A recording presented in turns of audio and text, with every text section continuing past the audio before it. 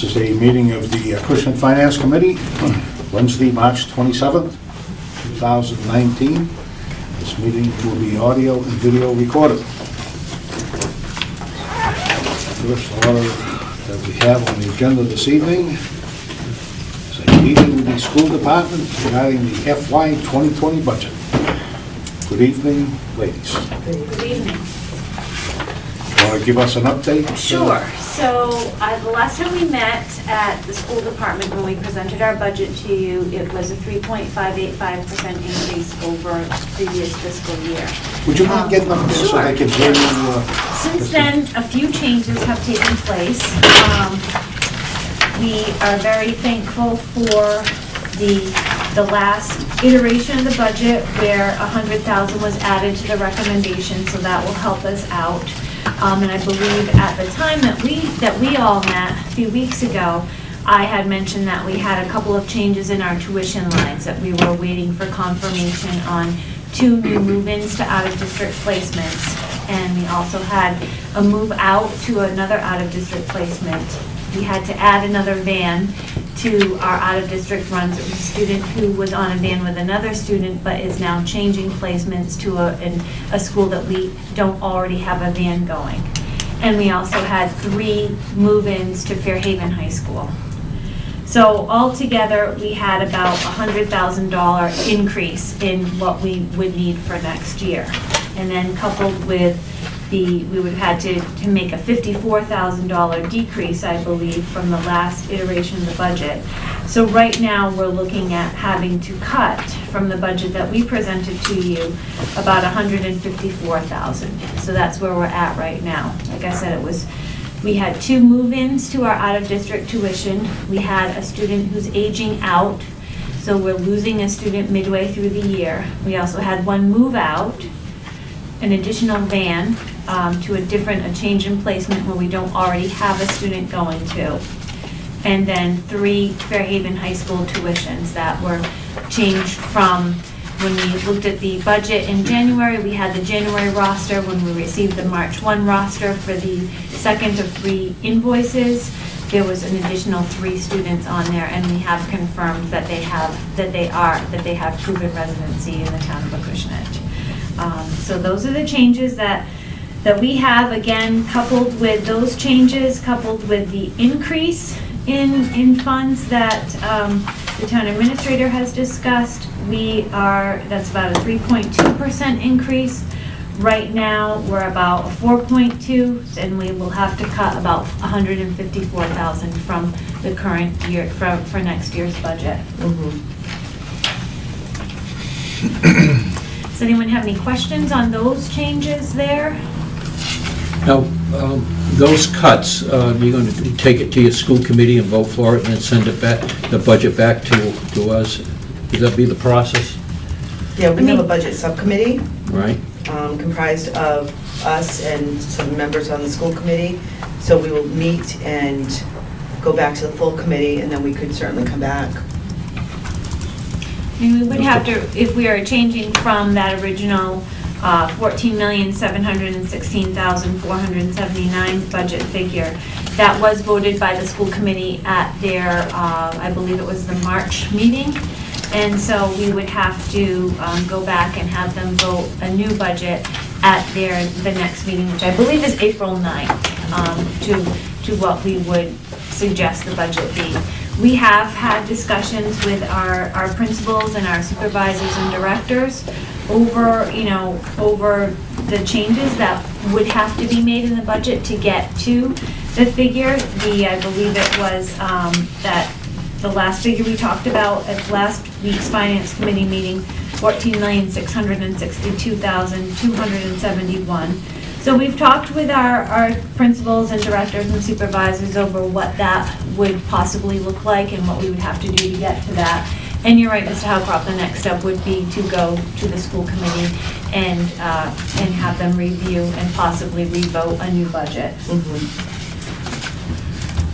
Do you have an idea where the 154 would come from at this point? Right now, unfortunately, we believe that it would come from, you know, where most of our money is. Most of our money is in tuitions, transportation, and salaries. The tuition and the transportation are pretty much fixed costs, so it would have to come out of salaries.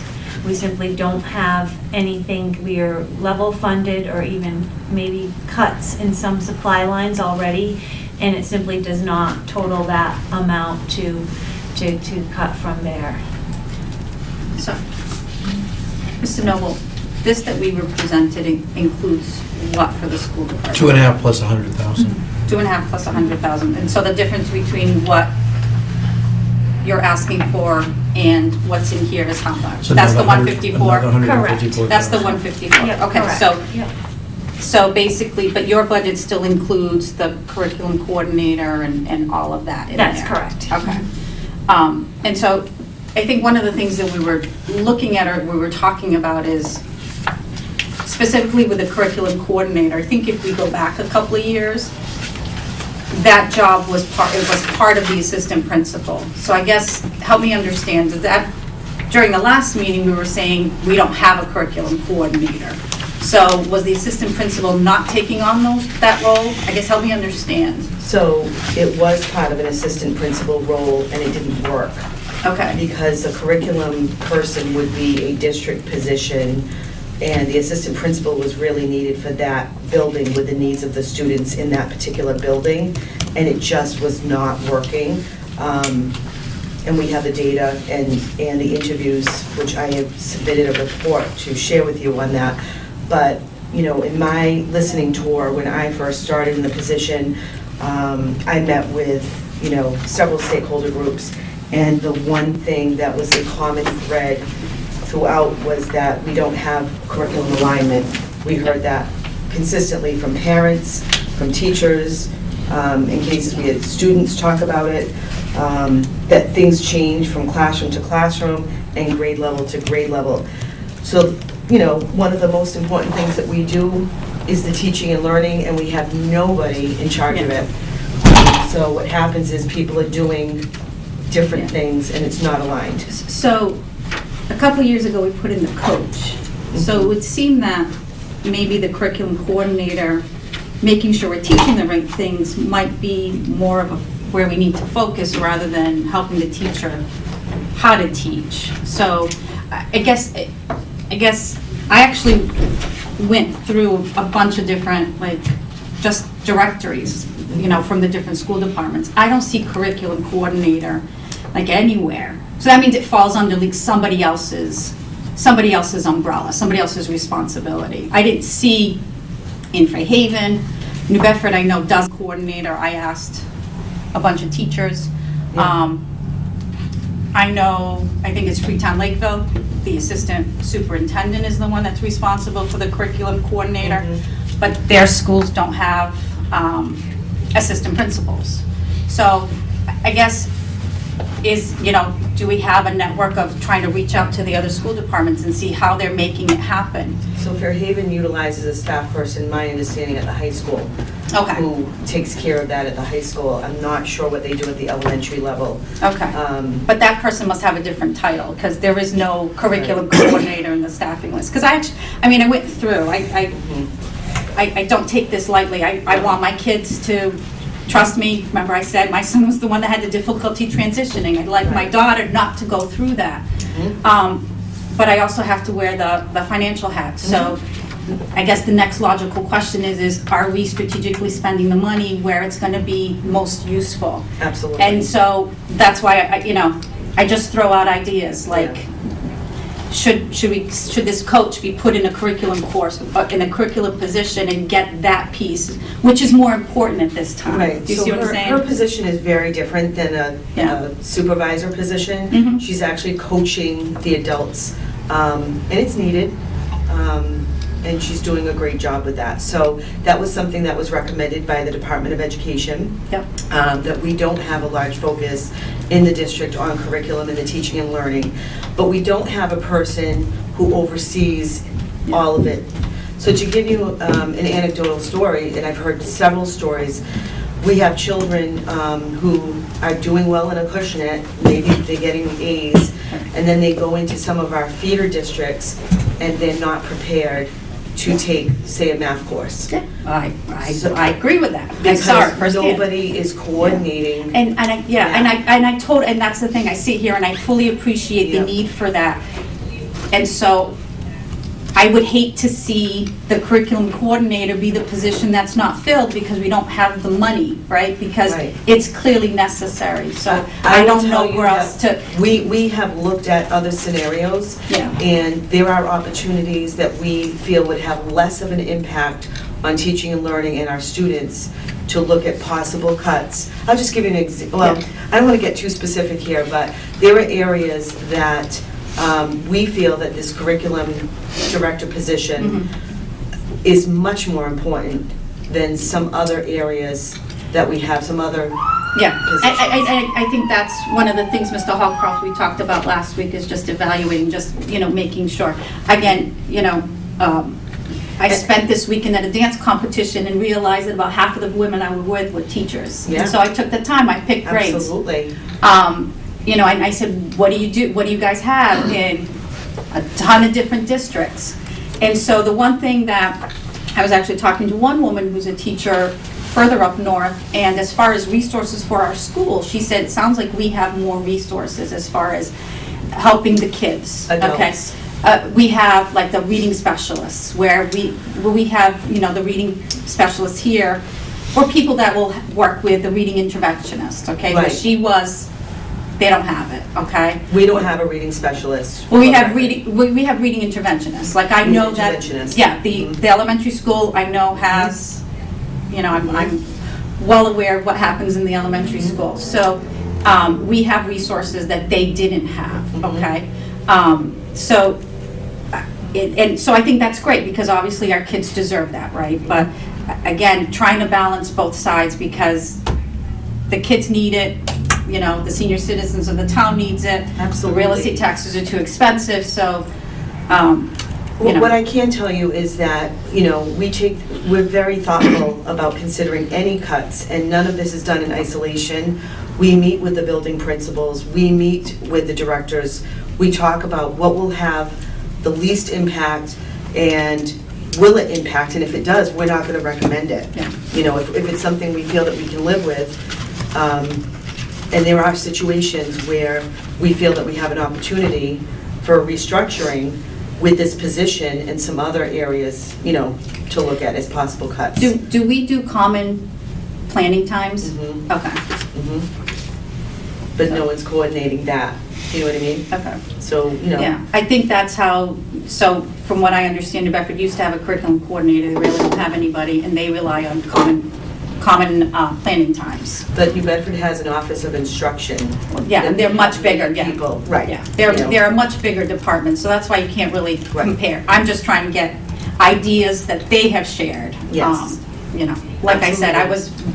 I was surprised at how many teachers I was around, so I took the opportunity to just pick grades. And so that's something that, if we can't get everything that's on our wish list, let's go to Plan B, or maybe we have to go to Plan D, but at least kind of implementing something. Mhm. But that's, I guess, I expected when I was, doing some homework that I would see, that's their title, and I didn't see it. And the assistant superintendent that I was actually talking to, she said, that's my role. It's not my title, but it's my role. Right, And so, or part of my role. And she does it for the entire district. right. I think it's a bigger school department too, where she's at, so, Mhm. And again, it's just trying to make sure that whatever money we're spending, we're focusing it in the right areas, so. That's right. What do the teachers want? What do the teachers say they need? So if you read this report, and I can summarize it for you, teachers were part of the group that I met with. And again, anything that came out as a theme, and there's 4 themes that I talk about, was mentioned at least 4 times within the groups. But the one thing that came out much more than 4 times is the alignment. And if you look under the, on page 3, there's 2 findings under that. Teachers feel curriculum and the resources used lack consistency and alignment. Stakeholders express concern with the lack of vertical alignment across grade levels, specifically the transition from elementary to the middle school. That's listed first because that was the one thing that was common as a trend with these discussions that we had. So when you think about what the function and the purpose of a school is, it is about teaching and learning. We don't have anyone designated to be in charge of that, if you will, and to direct that. So, and it's our curriculum, it's instruction, and it's assessment. It's, very big chunks of the work, and it's definitely a full-time job. We have outdated curriculum. We don't have a curriculum adoption plan. Everyone is doing their own thing as far as assessments. So we want to support our teachers with this position, as well as have the accountability when necessary. I'm just curious, doesn't the state control the curriculum? Isn't it the They have Department of state's- Education Right, tell so they you have what the your state curriculum needs to be? Right, so they set the state standards, it's the Common Core, but as far as purchasing curriculum and programs on what they want to do in terms of how they want to roll out the curriculum, if you will. So right now in Acushnet, we have some outdated programs, and then we have some where some teachers are doing something, they're Googling things. Everyone's sort of doing their own thing, so it lacks consistency, and then it's very hard to tell where our weaknesses are, because everyone is sort of doing something different. There's no perfect program. Pretty much every program will lack something, but you can always supplement it and bring in something else. But we should have a base program for ELA, for math. But I'm just curious, the transition from middle school to high school, say in New Bedford, what do they say when they see Acushnet students come in that aren't I'm assuming they're not at level as the New Bedford Right. freshmen? So I don't think New Bedford is saying too much, because quite honestly, I don't think we've had many Acushnet students choose New Bedford. But what I can tell you is New Bedford has a dual enrollment program for 8th graders, and it's more to get kids on that advanced track. And I know what kind of scores those kids have, and when we look at our scores in Acushnet, right now, to give you a quick summary, we have 50% of our students meeting state standards or exceeding, which means that 50% are not. Right. So some of our kids would not be sort of on that track. Same thing has happened with Fairhaven High School, for example. They go to take an advanced math class, let's say, and they can't get in because they get tested, and they can't. I want our Acushnet students to have the same opportunities that the children in our feeder districts have, in terms of, if it's for them and they want to take that route as far as advanced track, they should have the same opportunities, and we should have the systems in place within our district to make it happen for them. And right now, there's nobody sort of manning that, if you will. For the advanced track. No, for the whole thing, curriculum, instruction, and assessment. I mean, there's a lot with a small district. Even though we're a small district, 2 schools, there's few of us in central office doing a lot of different things. We don't have a human resource department. We don't have a curriculum assistant superintendent. So we all take a little bit of things to try to make it happen. But this, if you read through, this really talks about the need for a curriculum person to oversee and really pull everything together, work with those feeder districts. What is it that your kids are getting? We want our kids to get it too, to give them the same opportunities. So, and we may have other positions that aren't as necessary.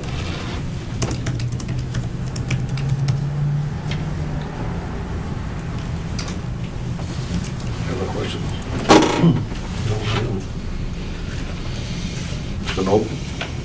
I have nothing. Very good. Thank you very much. You're welcome. We should be good to go. Okay. Well, hopefully you're gonna vote on the budget this evening. If there are any changes or whatever, we'll get back to you, but I don't anticipate any at this point. Okay. So you think you would be voting on the figure that you had from last week that we talked about, the 2.5% plus the 100,000? Is Yes. that what you think? Okay. Yes. Mhm. Okay. The one we had discussed, Yeah. yes. Very good, thank you. Okay, thank you. So Thanks. hopefully that works for you folks and works for us as well. So, We appreciate whatever you can do, obviously. But I'll definitely be in touch. We'll definitely be Yeah. in touch with you folks. Okay, thank you so much. Thank you, and thank you for providing this, that If assessment. anybody That was has any very- questions, Yep. feel free to give me a call or email. Provides a good insight to the current situation as it exists at the school. Yeah, and I just want to reiterate, this report really comes from the people. This is not me coming in saying this is what we need. This has been me listening to people, and it's across the board. So, and we want to make sure that our kids have the same opportunities that the other children have in our feeder towns. They deserve it. Absolutely. So, thank you so much. Thank you very much. Okay, thank you. Good night. You too.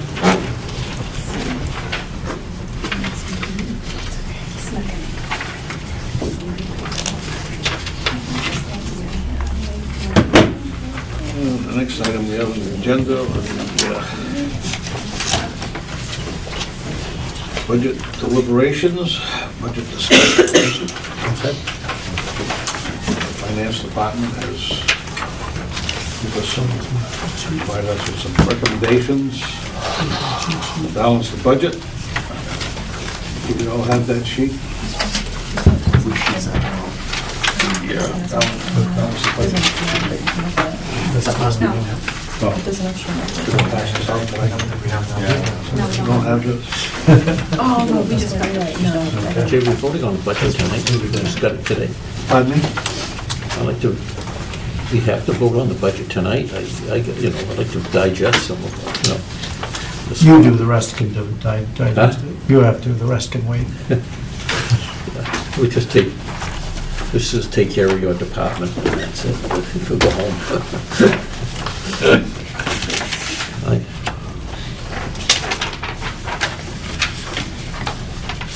I think tonight you don't have to vote on the budget, but I'm Yeah. going to ask you to tell us that we're on the right track and you have no objection to what we're recommending to change, so that we can at least proceed forward with the presentation to the Board of Selectmen.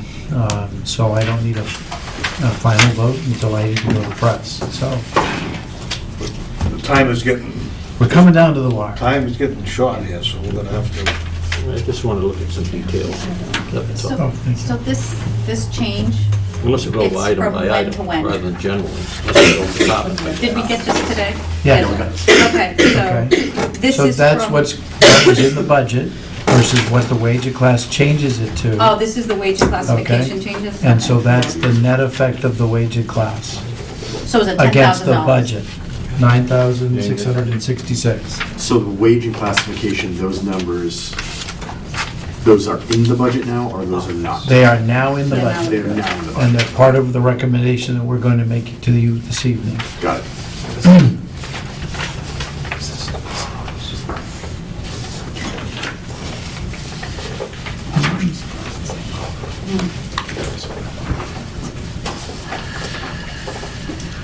you wanna discuss that first, the wage classification? or- Sure. The Board of Selectmen adopted the wage of classification last Tuesday night. And we talked about this last Wednesday.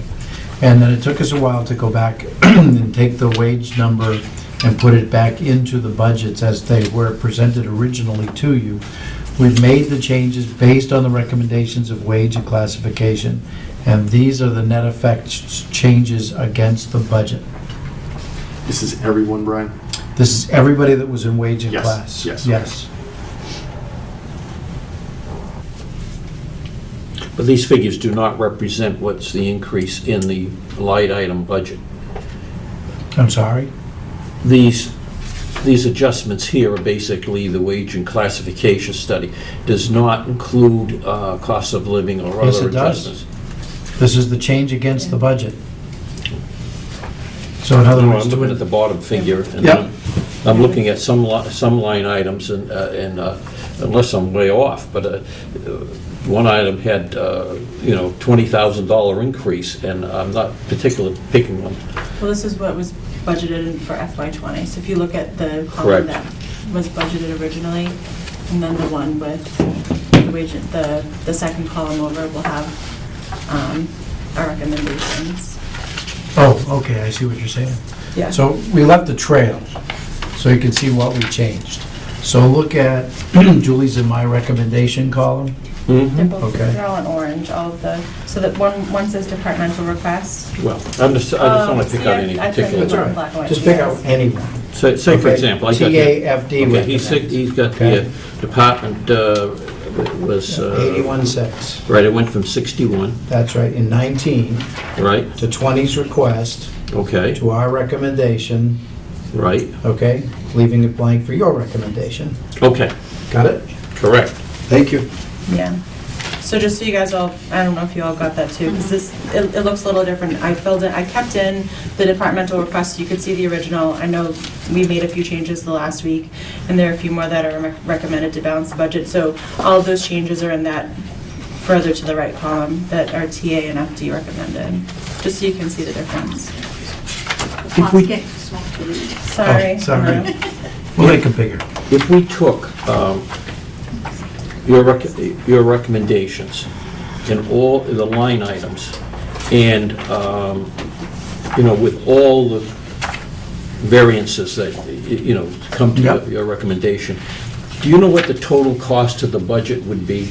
$9,666.35. 96? $9,666.35. Well, I'm just looking at one that's 20,000. How does that come? You're looking at 19 versus 20. We changed the 20 request to the FD recommended, so budget to budget, not 19 to new budget, but 20's request to 20's recommended, Okay. okay? You're looking at the wrong column, okay? You're looking here. Let's take the one that we were arguing about, okay? No, I don't. That's fine, that's okay. FY 19, Right, that was that one figure. 61. Right, FY 20 request, 81. right. FY 20 recommended, 81. Zero change. Get it? We're comparing only the 20 department request against the 20 department recommended. Okay.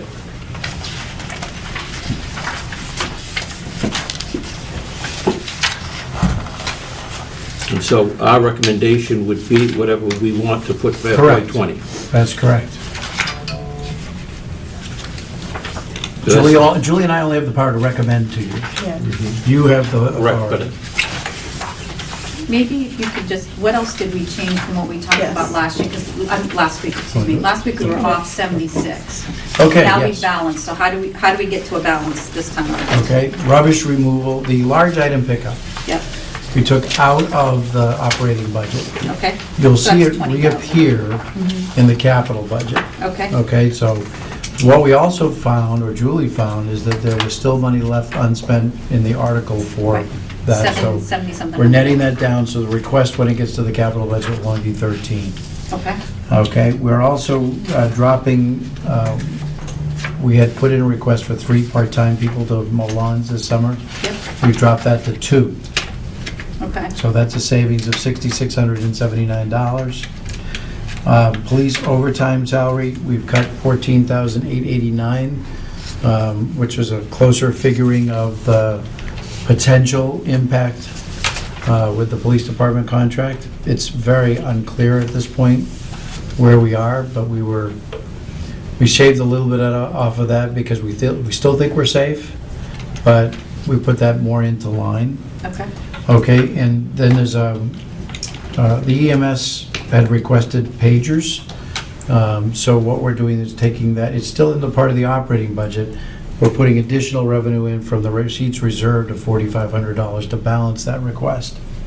And we are upping the dollar amount of free cash that we're using back to exactly what we used last year.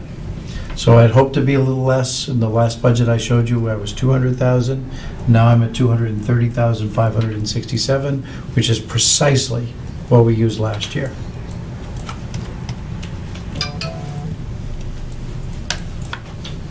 Okay, and sorry, what were the pagers? How much we take? 4,500.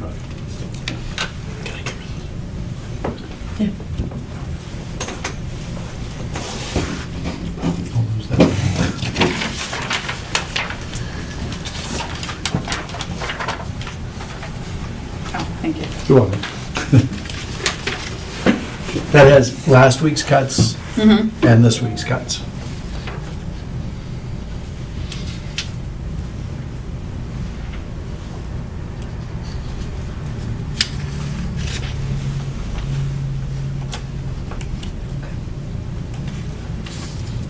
If it would be helpful, I'd be delighted to copy that form for everybody. How does impacting, You need a copy? I'd just like to take a look at it. We can get some copies, right, Fred? Sure, no problem.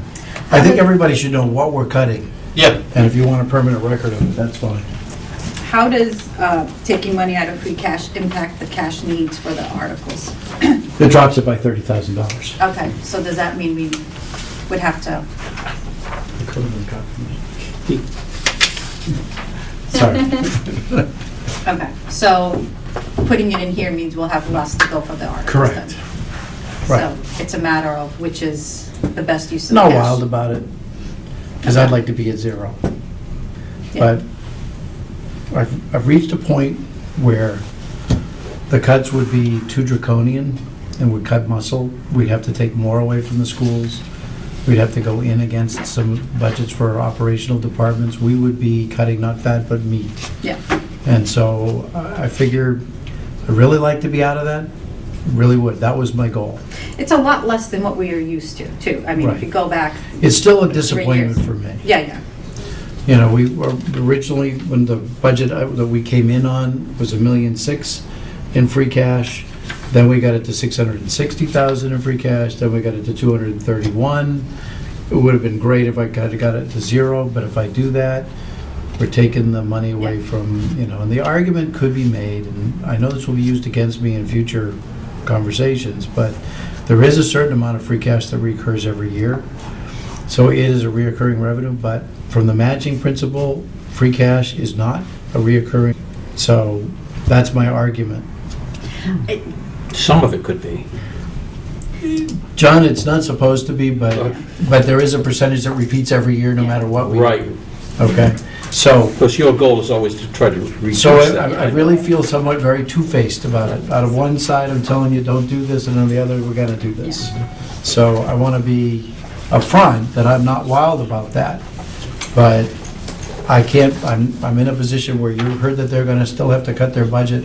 We have cut our budget dramatically from the requests. I also want to make sure that we understand that the number that was presented is a request versus the numbers we can actually deliver. And so we asked the departments for their Santa Claus list, and we get it, but that doesn't mean they get everything they asked for. But we have gone through and we have removed things like the request for the pollinization help. yeah. And we have taken out somebody out of something that's meaningful to us, which is mowing lawns.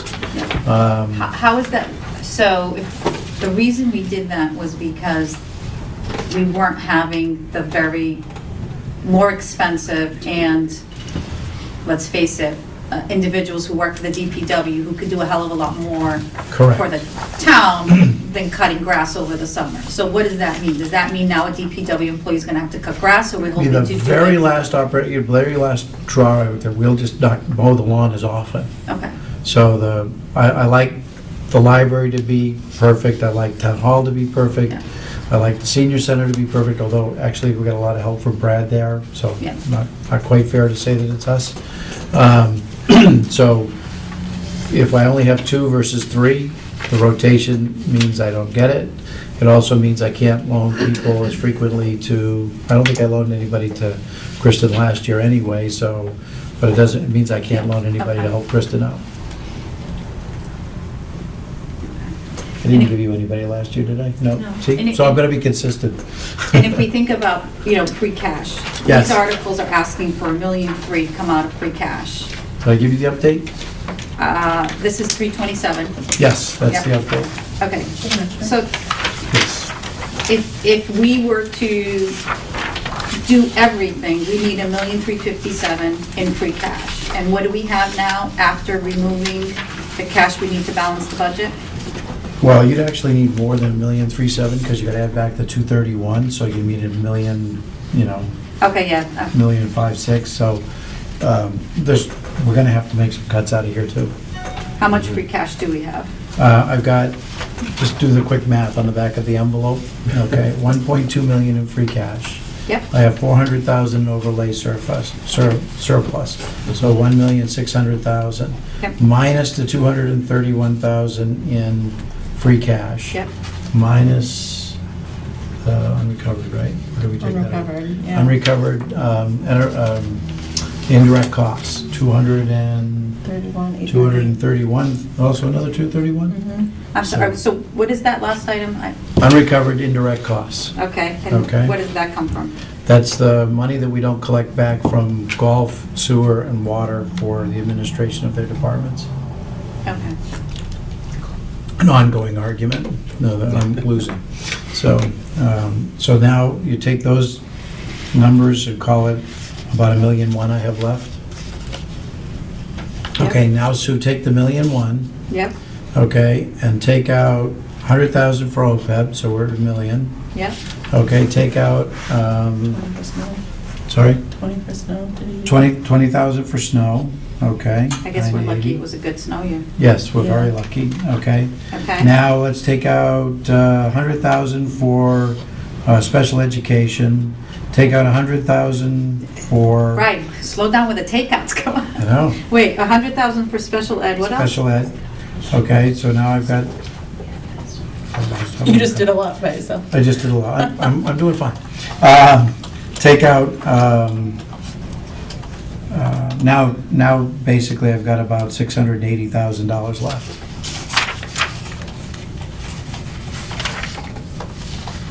You couldn't squeeze new growth?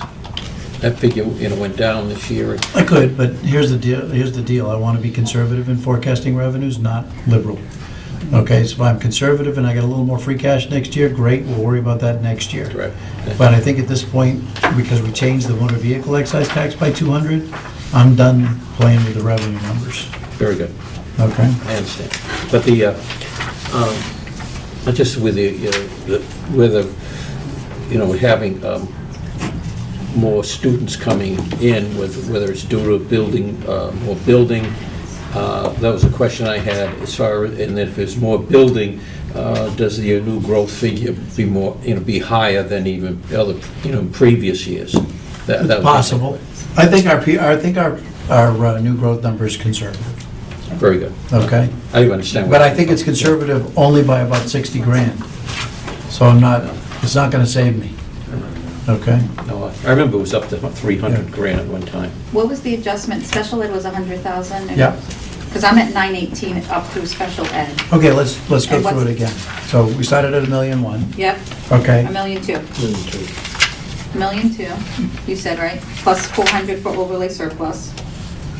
$1,600,000. Yeah, we're gonna go that way far that back, okay. Oh, yeah, okay, oh, we can go right, I got to 918. Okay. I started special with ed. the actual number we could use is about 1,000,001, Okay, okay? yep, At 1,000,001, then I take out $100,000 for OPEB, yeah, okay? $20,000 for snow, yep, okay? Then $100,000 for special education. And yep. where's that special, is that part of the reduction in the school No, department? it's an additional fund. What the schools had to do in the past was put a number higher than they actually thought Okay. for special ed, for the move-ins, Mhm. okay? So what we're trying to do by establishing the reserve, or buffer, if you will, for special education is to allow them a safety net. Right. So they didn't have to. Right. to- It's like their own stabilization. Correct. anyway. Perfect. Okay. And it's working because, in all fairness, they're probably going to have to touch it this year, but that's what it's there for. So I'm recommending, again, we put another $100,000 aside for that eventuality. We used 50 for the budget? We used 50 for the budget. Mhm. So that should leave us with 50 plus 50 100. plus this 100 for Right. 150. So that'll hopefully right, so cover. that'll be fine. Okay. And then, now we wanted to put 250,000 for the road Yeah, improvements, okay? So now where are we at, Sue? so 918, 250, 668. So it was the 668. road, that's what I was missing. Okay? Now, from the 668, I got all these other requests. Yeah, the 250 is in this, is part of here already. Okay. Got it? Yep, so we're at 668 to try and cover $1.1 million of requests. Perfect. Okay. Okay? So Yeah, we nothing, can I make it mean, happen. 668 equals a million. correct, okay? It doesn't, 668 equals a million. Okay. Sounds like We're gonna have, obviously, some decisions to make. Yeah. Now, of course, as you know, not all of these articles have been accepted by the Board of Selectmen, which they won't have the opportunity to do until April 2nd. So, if you want to go through some of the things that I think are low-hanging fruit that won't survive, this is just pure, it's the Board of Selectmen that makes this decision. So I think the GIS plotter won't survive. I think my copy machine won't survive.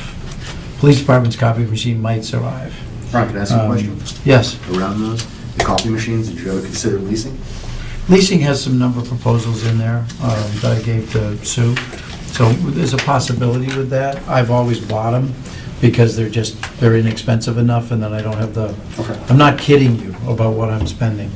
So I don't, in this day and age where the interest rates are so low, I just buy it. In the days when interest rates were high, that was a different story. Okay. I need to figure out how I'm gonna survive on one less copy machine. I think we'll figure it out. So I'm not sure yet where we are on the fire department's repair list, so we'll look at that. Police department, the mobile computers are a requirement. I gotta repair a roof, I got a leak, so that's gonna be a priority for us. Voting machines are a priority. And then we get into the school's request, curriculum adoption, parking lot maintenance, gymnasium door. We're trying to try to get Jim over to look at the door, see if we can do that for less than $8,000, one would hope.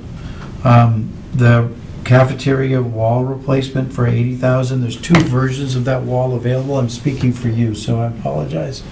There's two versions. There's a mechanical wall where you can just flip a switch and the wall closes, or there's the wall that you can be manual and everybody has to push it. In this day and age, we're gonna want the automatic wall, because I don't want people pushing the wall. This is a huge wall, I don't want them pushing it. So whether this might have to be postponed a year so we can afford it, that's something that we'll discuss when we get to the capital budget. But the wall isn't pretty, but the wall will survive. And then there's the roof condensers. There's a roof article for preventative maintenance. What we had was an article for about $50,000, which we put aside for roof maintenance for them. They have spent $20,000, $25,000. To date, probably about 15,000, but 15? we had Got them out another here bill this coming. week, so. So my so thought would be, creeping we're up only there. gonna refill it back to the 50. So this will be less than 25.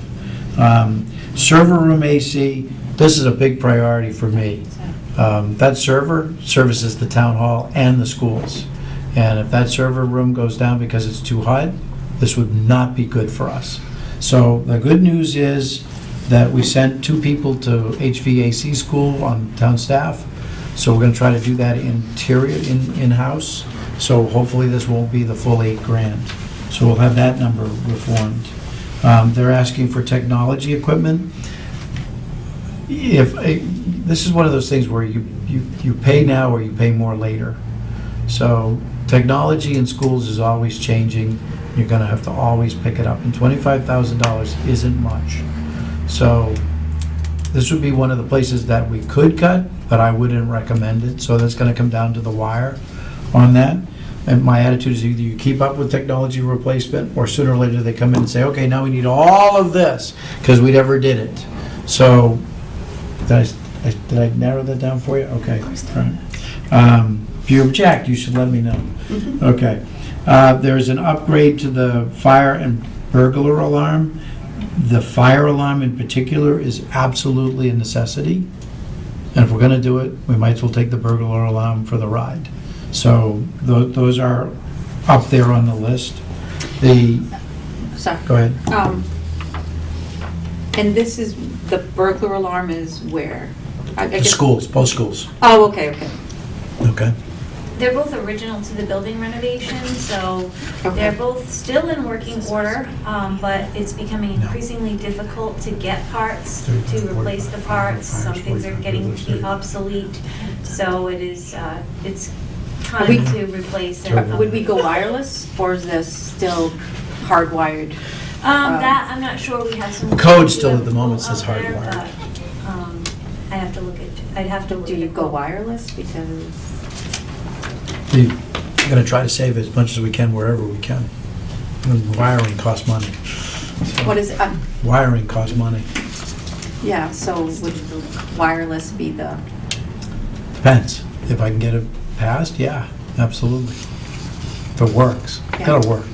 well, I mean, and especially if we're upgrading the technology equipment so it could handle, like, is that Oh, going to no, be? this is student technology, the other article. Okay. Okay. And that one's projectors, the whiteboards, Okay. the front row system. So it's not like the Wi-Fi or? No, Did we no. do that? Yeah, we did. We did that, okay. Yep.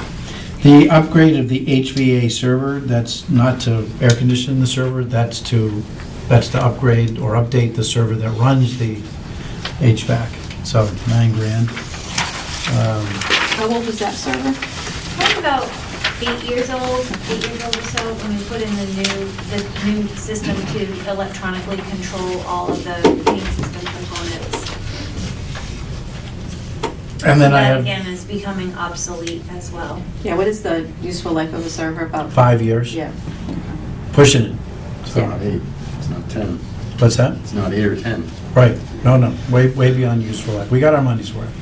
Yeah. And then the last two items on the second page, the stabilization and the OPEB funding. We talk about OPEB and the contribution to stabilization of whatever's left. Which realistically probably will be. Lower than I would like.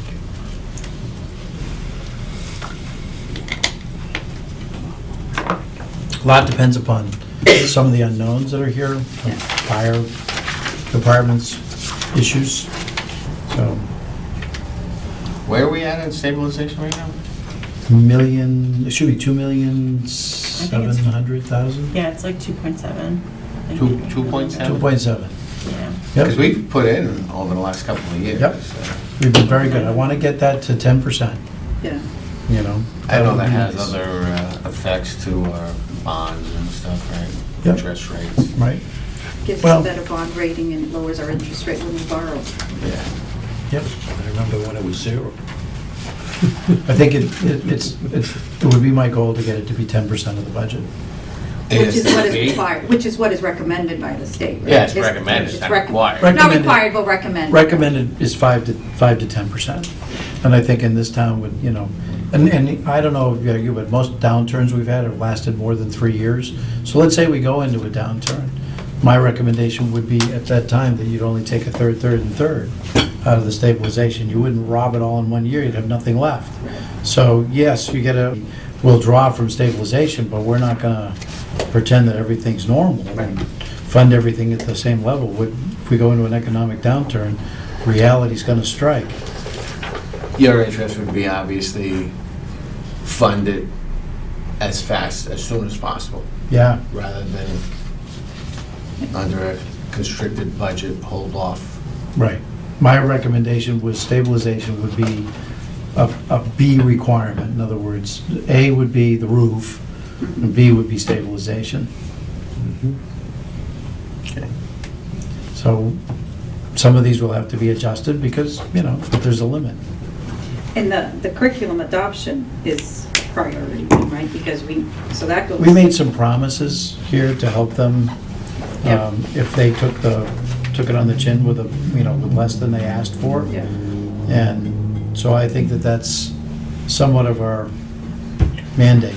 And by the way, I want to be honest with you, we've had this conversation. They'll be back next year for another round, because this isn't just one, this is one series of curriculum. There's how many series? 4? 5? Yeah. So they'll be back for other rounds of curriculum. And I think that we'll put that onto this budget as well. And this, what are we tackling this go-around? Math. And at the middle school level, the program ends this year, so we have to Okay. go with something. Yeah, so that falls on the priority list. And the parking lot maintenance and repair, is that priority too? Like, okay. I'm trying to catch. There's still some money in an article for that. Okay. What I want to do, I'm going to bring Dan over to look at that particularly, because we need to do that which prevents it from getting any worse. Yeah. In other words, I just want to, hold it steady.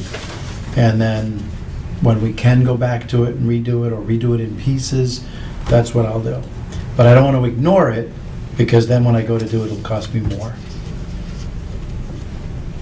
Last year, we seal cracked, as you recall, and we did an area behind the administration where the school buses are, and we did some hole repair out front, and of course, we did the parking lot. So we've made an investment there. And so now we're going to go back and say, okay, what can I do for how much money? All right, so the selectmen still need to vote on some of these, right, before? So they have to, every single one of them. Oh, so no, okay, no votes taking place? Correct. Okay, so they take the vote when? Tuesday night, And then we will vote next next Wednesday night. Wednesday night. Correct. We have to. I would like you to, because I got to go to press the week of whatever the 13th falls in, because I have to post the meeting 14 days plus the date of the meeting plus the day of the posting prior to town meeting. And I need a little time to get it printed. So I can post the meeting with Xerox copies of the warrant, but I always like to have the warrant ready to go when I post the meeting, because the most logical question is, well, can I have a copy? So we'll publish the warrant, and that gives us time to, if we have articles in the warrant that involve the spending of money, but the warrant has gone to press, the opinion as we did last year. I like having the opinions in ahead of time so they can be published, but every once in a while you don't finish, or all the information doesn't become available prior to press time. So then it will say the finance committee will make its recommendation at town meeting. Yes. But I don't want every recommendation to be that. I think it's fair to the people to tell, what you think in the warrant. It worked out well last year. We were, that's the model I want to use. And that's why you might think you're getting squeezed, but we got three meetings before I have to go to press, and I think we can get it done. So if you would like to, depending upon what your time schedule is, Mr. Chairman, we could go through the articles. And if there's an article in particular that survives the Board of Selectmen and you want to hear from the department or the proponent of the article, we could make the note now so we can start getting that arranged with Kathy. Why don't we do that? We have 2 meetings, We have 2 meetings? right? You said 13th? Yeah, 13th, so we've got the 3rd and the 10th. Yeah, we got 2 meetings. So if we have to, we'll do a special meeting. I think in 2 meetings, we should be able to get it done. By the way, I gave you a copy of the warrant. Does anybody need another copy?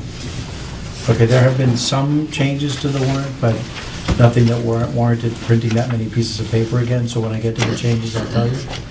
So if we go to Article 1,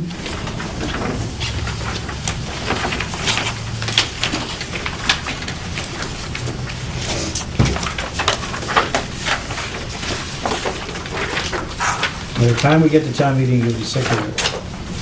Brad, do you have any? I do.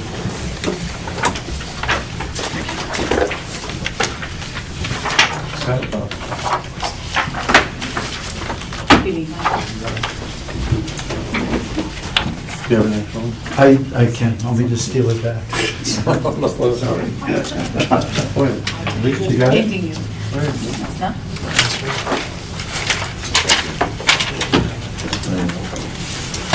So, So we'll give them a copy. They won't. You got a copy away? I didn't offend them, did I? No. Oh, okay. All right. So the Article 1 is just a housekeeping article that accepts the reports in the annual report. So that's nothing to worry about. Snow removal, it looks like it could be about 20 grand right now. As of today, it's what, 9,000? Yeah, a little under Okay. 10, yeah. So I'm being a little exaggerate, just to see what all the bills come in, to make sure that we have no surprises.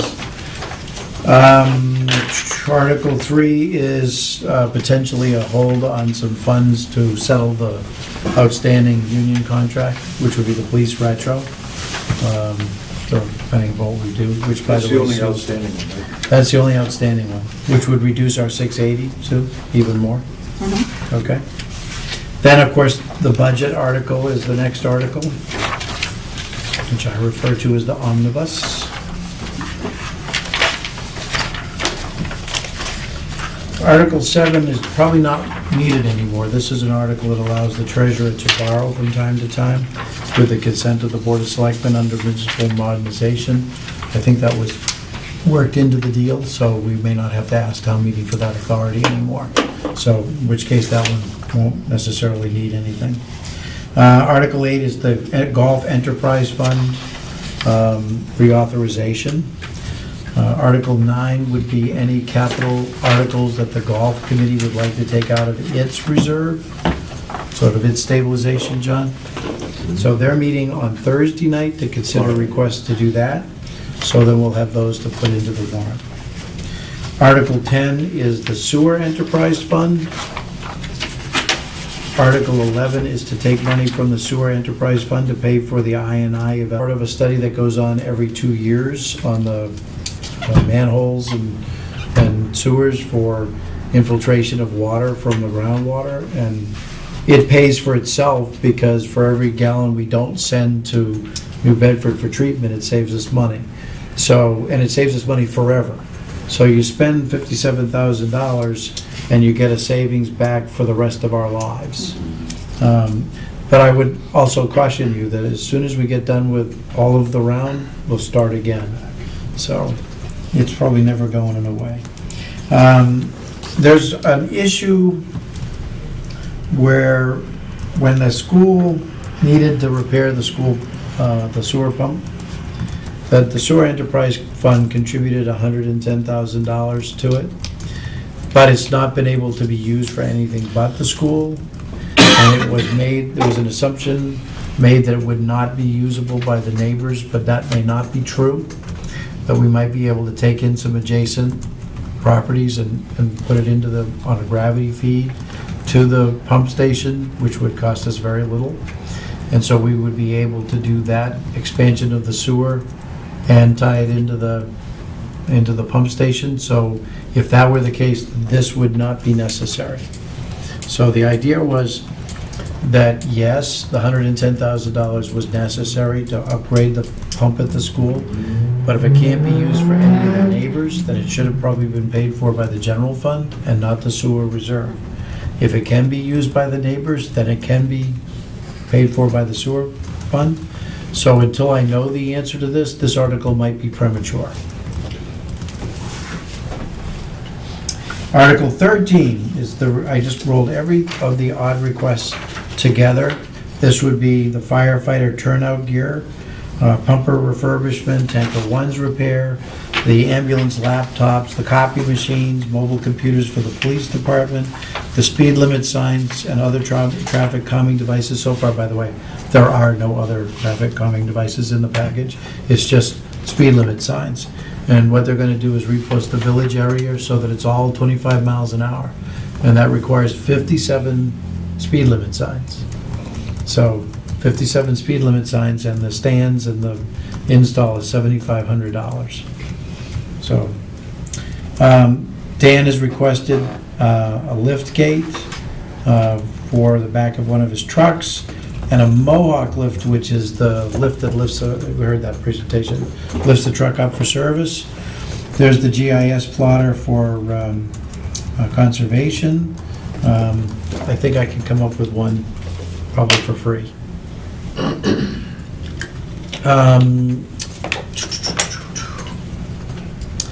And then there's the second copy machine, which I think I'm gonna lose. So, and then there's the town hall roof repair for 30,000.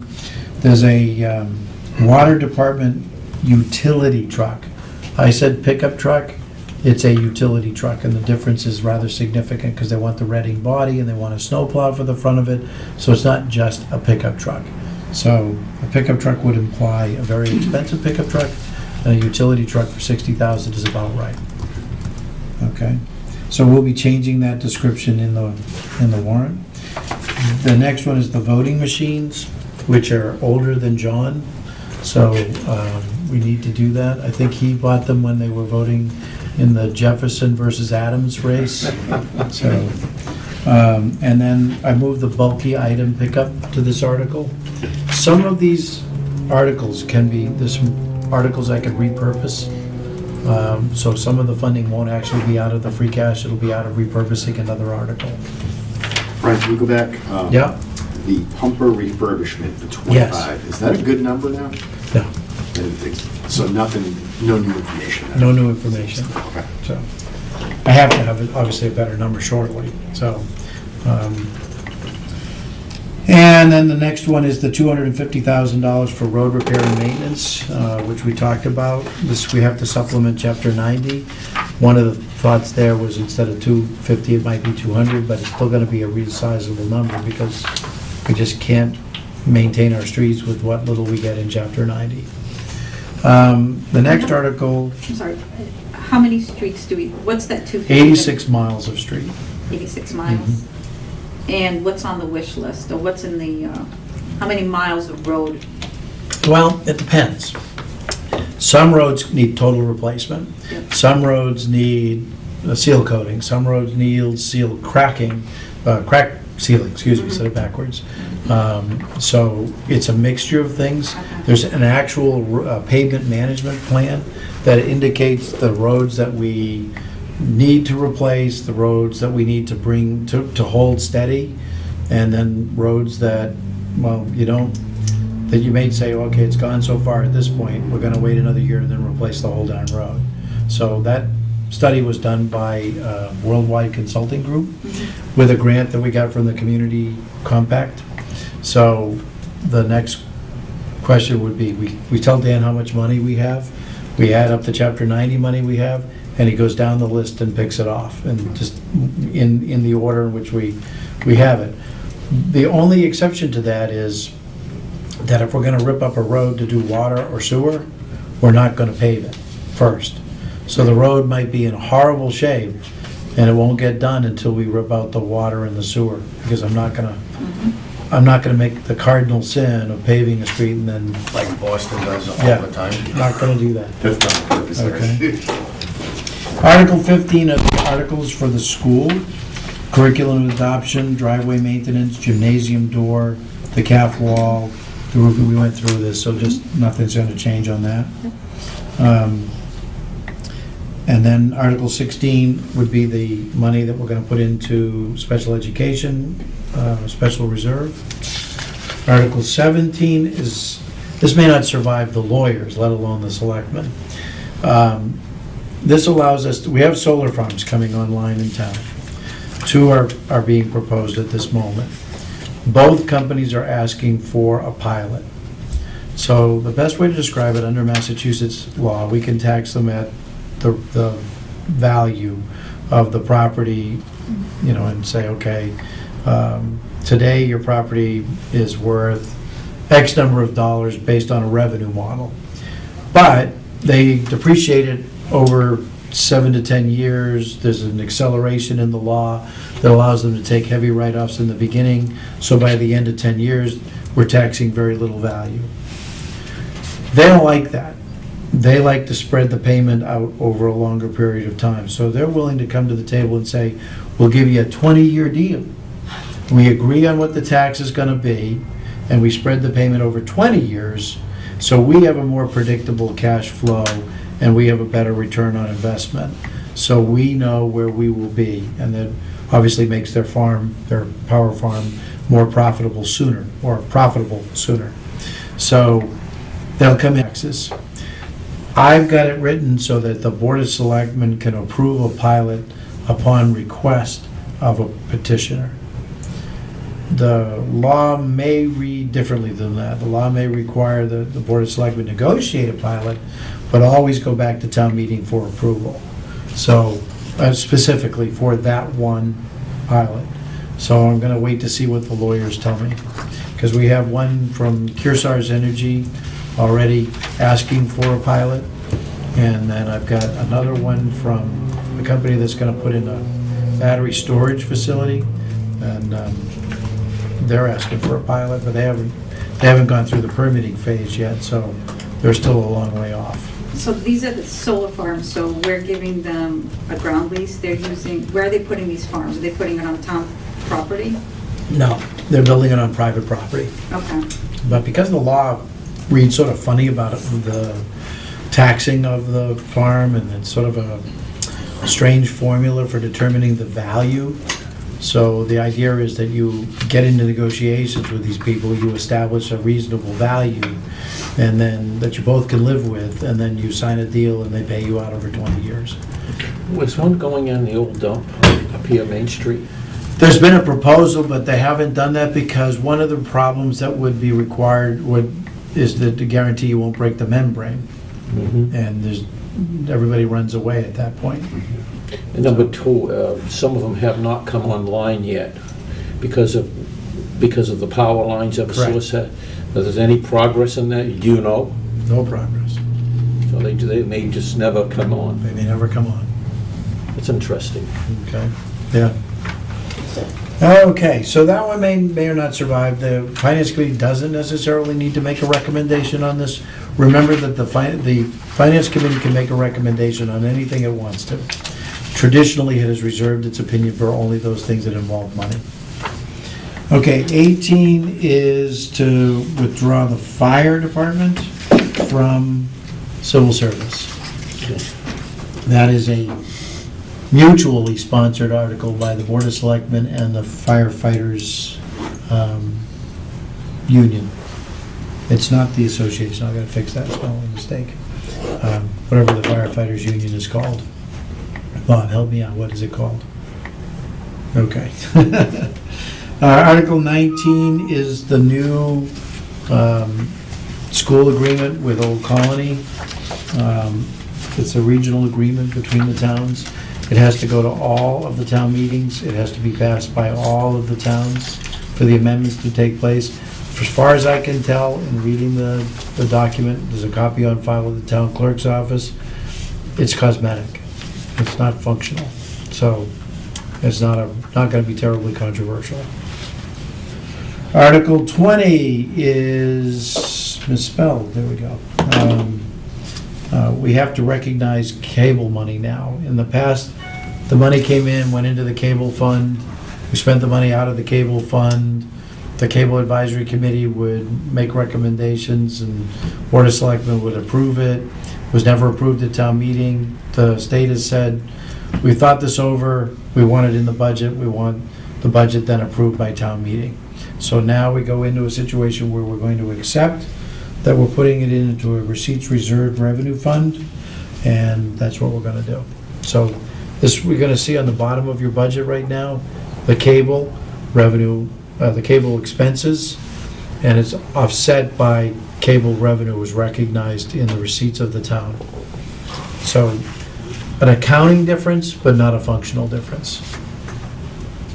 Next one is to allow the town to enter into contracts that are longer than 3 years.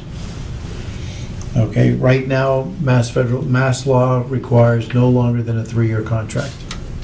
But, as we saw at the golf course, and occasionally we see at the schools, there are opportunities to do longer-term leases and contracts.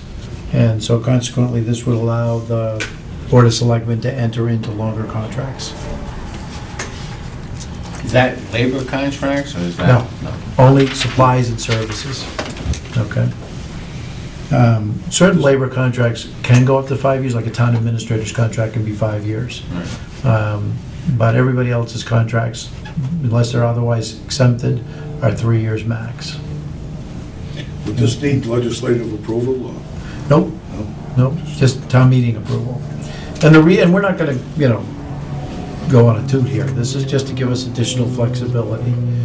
This is like the golf carts, for example, where could have been a 5-year deal, but we were forced because of, the 30B requirement to be a 3-year deal.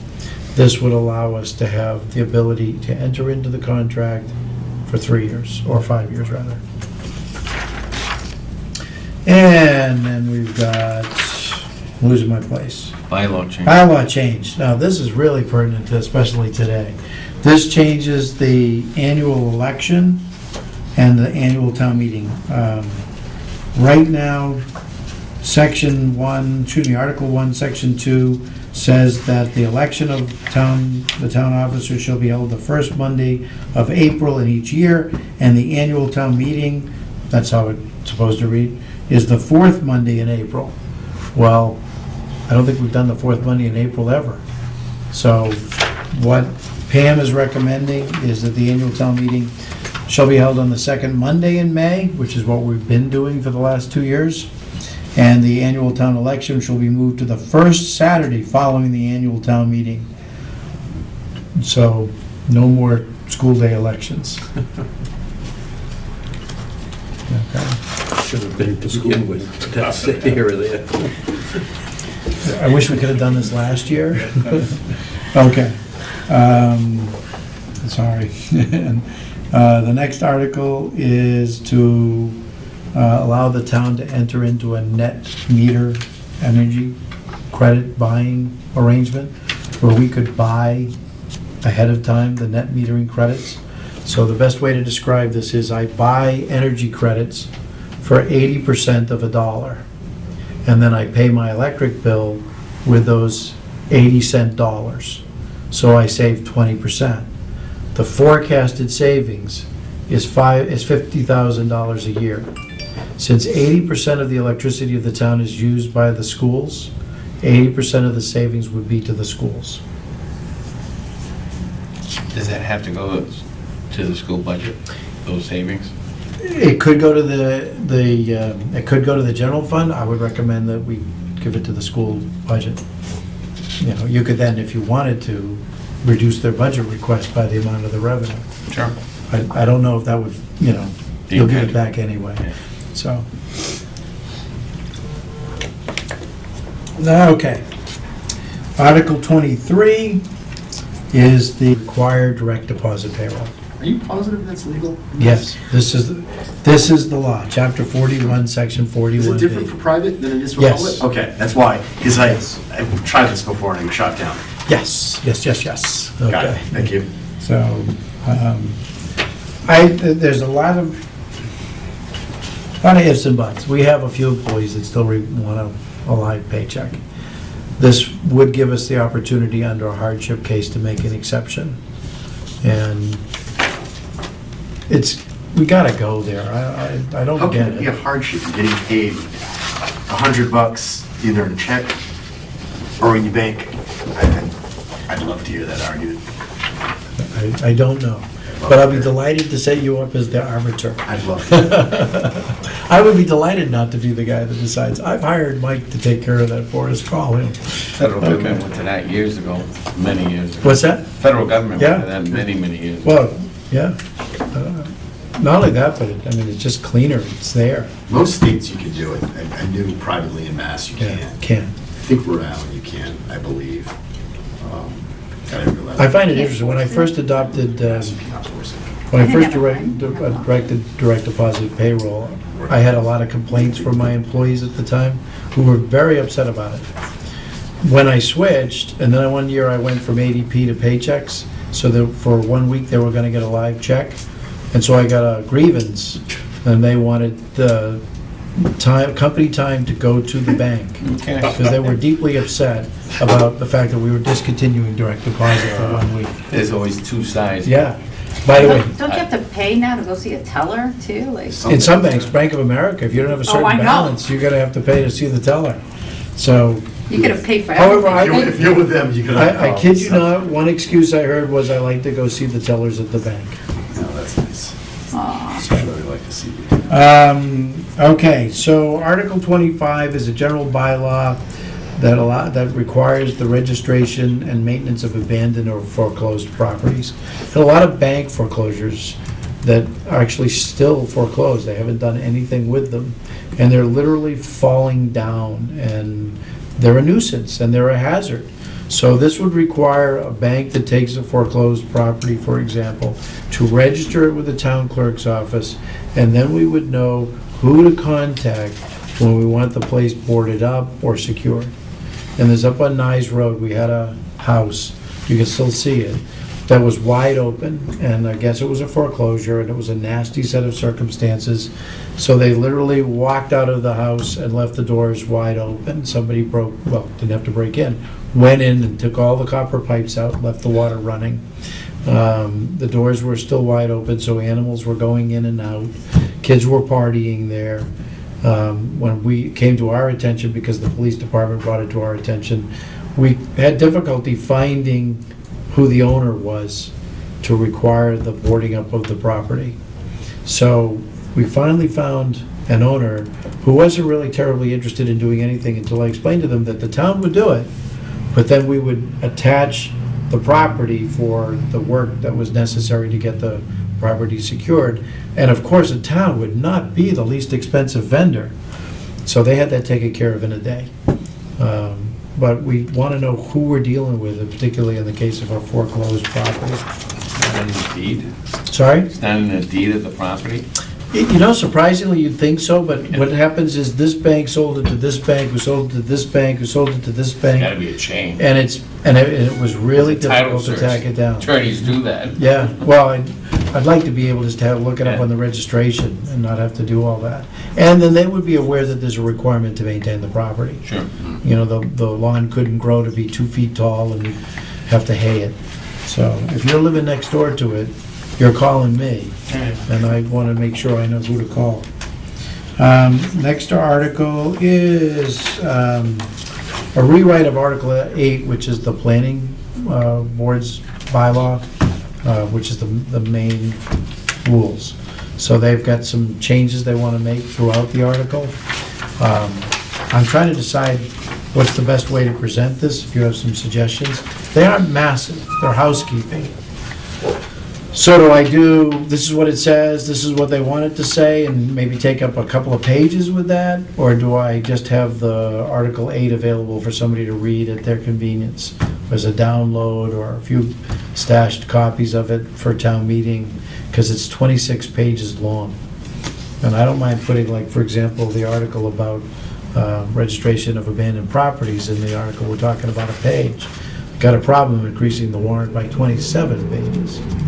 So They making any zoning changes? there's some differences in the way they calculate the upland of a property, so maybe this is a good one to bring Henry or Jim in to explain. It's not necessarily a money article, but it wouldn't be a shame to have it Have been explained. direct cost. No direct cost. But it's a change. So if you want to hear it, from my perspective, it gives it another opportunity to be on television. From your perspective, it's not money. So, Article 27 is the registration of storage or trailer boxes. This would require somebody who's using a storage box on their property to get a temporary license from the Board of Selectmen. And Article 28, And why do we, and what's we the, have too many. we have too many storage Yeah, boxes? I have a bylaw that says you want to build a storage shed on your property or buy one from Lowe's and have it delivered, you need a permit for that. Right. Or you can just call up and get a storage box dropped on your lawn and keep it forever. And it's not registered, doesn't have any zoning, doesn't have any requirements. You can put it right on the property line, so when you look out your kitchen, you can see it all Right. the time. Oh, yeah. I Yeah. know. Believe me, I've got They complaints. are nice. Well, it's gone now, but I would have invited you over 3 years so you could stare at it, you could listen to my wife discuss how much she loved it. Article 28 is an act to exempt the police chief's position from civil service. Always a fun, controversial one. Okay. Yes, it is. Yes. Article 29 is to do what? I don't know, what is this? Hamlin Oh, Street. Hamlin Street. Good news and bad news.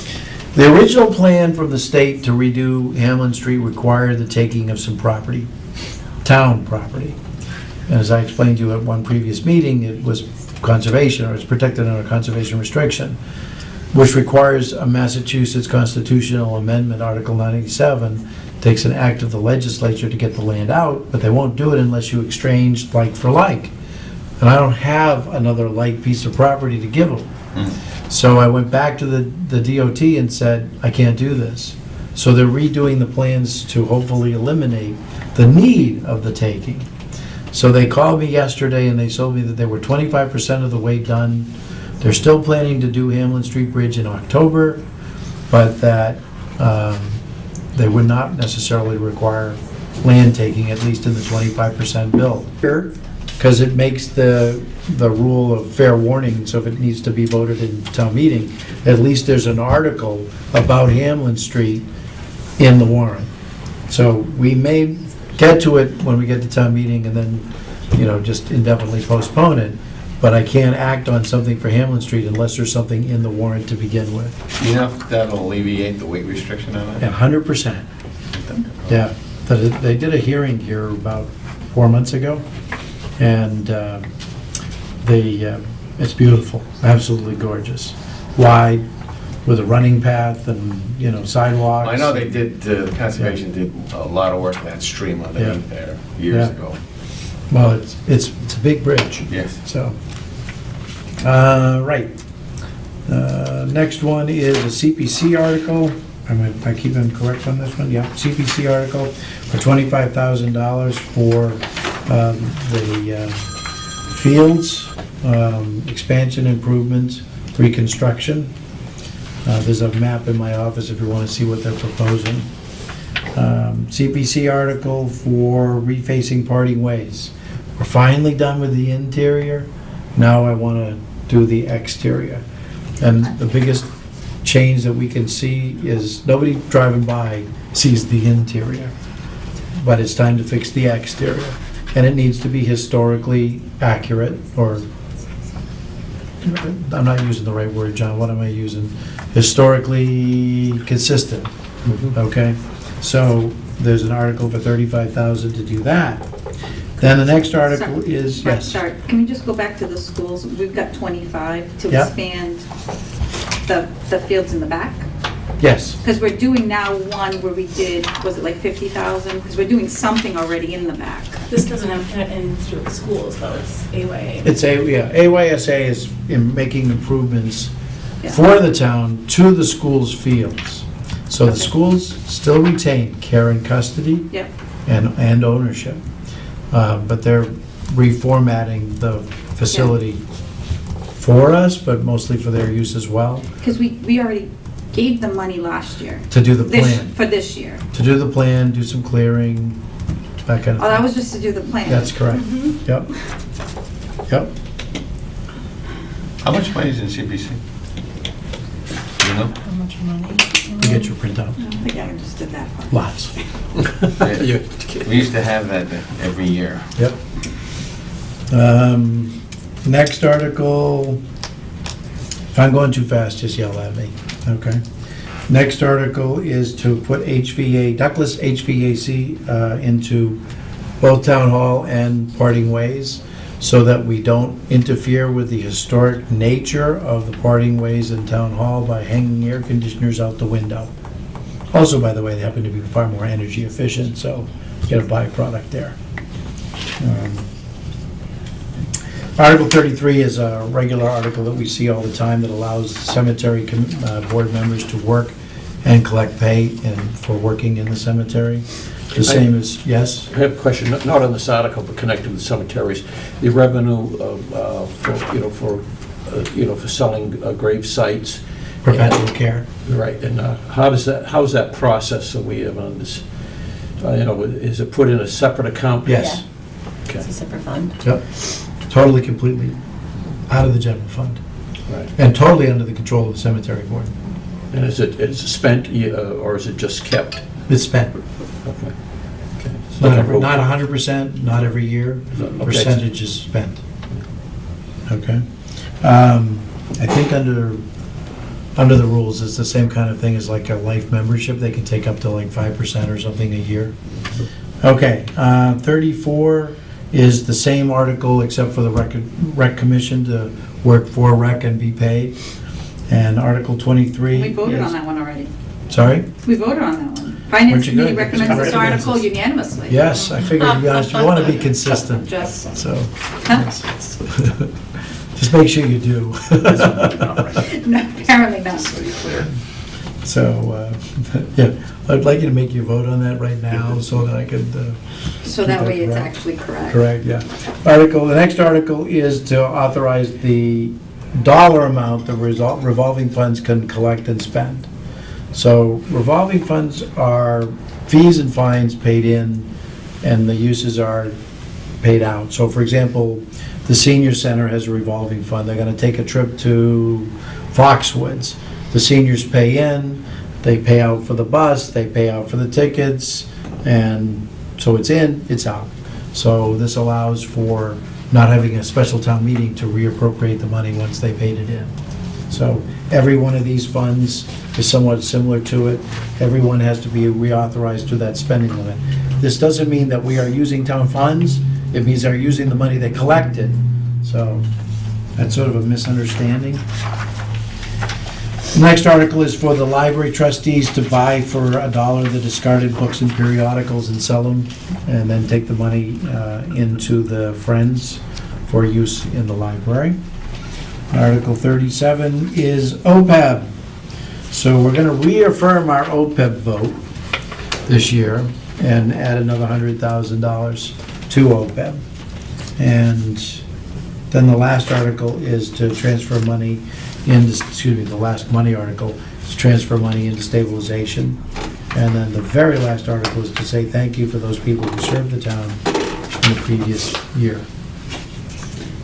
So how are we doing on our OPEB liability? I mean, the neat part of it now, because of the change in the reporting, is it's going to show as a liability in our financial statement. And the draft showed it at 14? It's 13, I want to say like 13.5. 13.5 as a liability, shows now in the liability section instead of the footnotes. So surprise, we're gonna be doing something. The vote that we took last year at town meeting wasn't quite kosher, so we have to reaffirm the vote. So we need to put the money into the state trust fund. Right. And in the excitement of the meeting, we had just voted on the meals tax. So instead of reading the Or not, more motion, like we it. read the recommendation, the explanation. So, and we voted the explanation, that was good. But we really need to vote the motion. Yeah. So the town clerk couldn't certify the motion, so I couldn't put the money into the state trust fund because we didn't have a certified motion. So I now have to go back to town meeting, do a real motion again, reaffirming the vote and the intent of the town, and then get that vote certified and yeah. So how much have we, The last 2 years, 200,000, well, excuse that's all me, we've done? assuming that you approve 100,000 this year, that'll be 200,000. Plus the 200,000 that we had in the Bartholomew Fund as a stabilization fund that we would transfer out and put with it.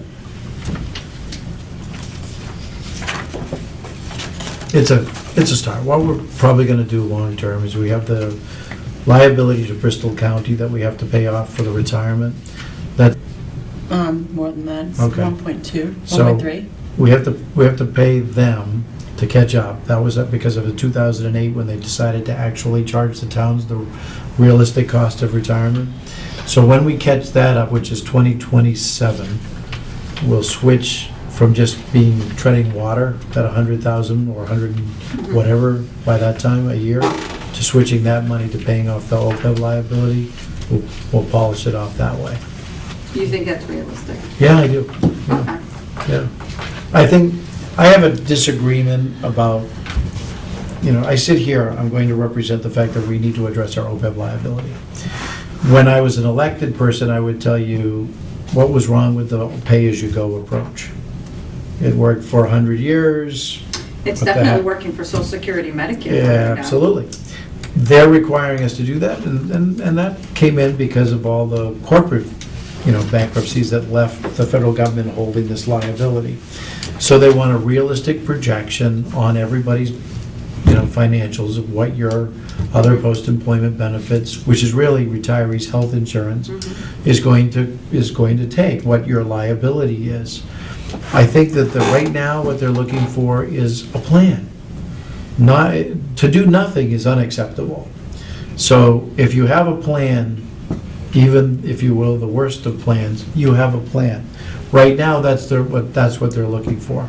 It'll take them a long time coming around to, you have to do more than the plan. So I think by the time they come around and say you have to do more than the plan, we'll be ready to do more than the plan. And we'd want to, because we'd like to polish that debt off. And the advantage is, once that's caught up, instead of paying as you go, you can take out of the trust. So once you do catch your liability, that payment every year would not be made out of the general fund, but would be made out of the reserve, the state retirement benefit trust. So there's an advantage to, once we get to that point, there's an advantage to the town. Realistically, number of years. 15 after we take over? Yeah. Okay. So, the problem didn't get created overnight, and the problem's not going to go away overnight. Yeah. But you have to have a plan. So we pay off Bristol County till 2027. 2027, we switch over to pay off whatever the liability is. So we're looking Who at knows what it will be at that time, because whatever the interest rates have been, or whatever the return on investment has, would decrease the liability. And whatever our contributions are would decrease the liability. So then you'd have to go a number of years to pay off that liability. But let's say, best case scenario, it doesn't change at all. That our payments and our return on our investment hold us steady. So we get to 2027 and you owe $13.5 million. It would take you, at my rate, 13 years to pay it off. So you'd be out of debt in 2040. Just Unless we win the lottery tonight. wait. Can the town buy a ticket? Yes. Let's think about that. And then everybody gets everything. The town can buy a ticket until Julie finds the expense on my report. And then she would disqualify the expense. But by then I would have won and it wouldn't be a problem. Then you forfeit the winnings, right? What's that? Then you forfeit the No, winnings. of course, we'd want to give it to the town. Well, just a question on the OPEB now. Yeah. The 13.5 million, is that figure, Real? well, ultimately, is that something that people draw from? Is it like a pension plan that they ultimately draw from, or is it an emergency? No, that's just. That's our liability. That's your Okay. liability. Every year, in other words, you work for the town for 40 years, you retire, we pay 50% of your health insurance. Yeah. Okay? Or 60%, excuse me, of your health insurance. That's our liability. How long will you live? Okay? We owe you for as long as you live. We don't owe your wife, we owe you. Right. Okay, so you die, we start charging your wife. Okay, but the point is, the actuary formula in our OPEB says that you will work for the town for the longest possible time, and you will live for the longest possible time. So is that number really $14 million? Right. Okay, that depends. How long will you live? So I guess my question is, this is something that couldn't be covered under some sort of a blanket insurance policy? No. Have insurance cover a $14 million for $100,000? Think of it this way. We're gonna buy an annuity, but the annuity's gonna cost us $100,000 a year until 2027, and then it's gonna cost us $1 million a year. Okay, but it's not an insurable expense. Yeah. If it was, there'd be a huge market for it. Well, that's, Where would the payout be from? Yeah, that's the problem. So an insurance Premiums would be company, astronomical. Yeah. It's not a, it's not an insurance event, right? Right. See, when you're buying life insurance, you're paying in, you're building a corpus. Every year you pay, your life insurance policy, if you're doing whole life, is growing. Okay, if you're doing term, that's another story, but I can't insure, it would be sort of an interesting concept. What if I insured his life, and when he died, the money goes to OPEB? There's something. Interesting thought. Well, that goes around to what I was suggesting. Yeah. Yeah. I don't know if I can Insure do every employee, so that way. that. Insure every Right. employee, so somebody dies and we get the money. So not only do we not then pay Okay, their but the- insurance, okay. but we get the money. But we know term policy is cheap, but once you get into the later in life, your premiums become cost prohibitive, so that's not. The reason why I think that would never fly is because I know that the state's got their hands in this money somehow. They're making money off of this. They Well, gotta be. the advantage to us is that we go to the state fund, and our interest rate is higher than staying with Bartholomew. Right, much higher, So we go from like 2% to 7%. Yeah. over 7, I think now. Yeah, great. Sooner we get there, the better. So the other way I try to explain it, it's the liability is like that. It's try to come up with a number, and we know that it's a made up number, but it's trying to be as accurate as possible. But that's kind of like a futuristic number. But the money that you put in the trust is real money that you really get to use, and it has a real interest and a real, amount to it, a value to it. And so right now we are on pay-as-you-go. So when you look at our health insurance, it's at about $1.5 million for health insurance. There's about $500,000 of that money that is paying current costs for retirees' health benefits. We're absorbing it into our operational budget. We can afford it. It works for us. But say a bunch of people retire, and now all of the health insurance costs for those retirees becomes a lot larger than we can support through our operational budget, through our 2.5, levy increase and all that. Medicare, nothing? I mean, even when they're on, we still pay for their portion of that. So say that a bunch of people, the whole slew of people retire, we're covering their health benefit, it becomes such a large number that we can't support it, just increase from that year.